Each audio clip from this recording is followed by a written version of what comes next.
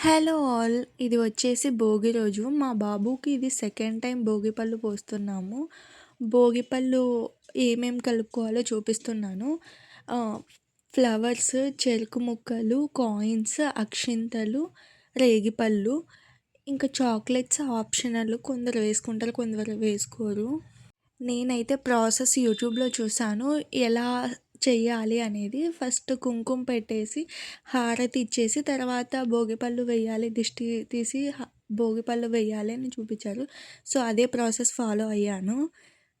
ఇప్పుడైతే ఇలా అన్నీ మిక్స్ చేసి పోస్తున్నారు. నేను చిన్నప్పుడైతే మా అమ్మ స్నానం చేసేటప్పుడే 20 రూపీస్ అలా రేగిపళ్ళు తెచ్చేసి స్నానం చేసేటప్పుడు తల మీద వేసి అలానే స్నానం చేపిచ్చేది.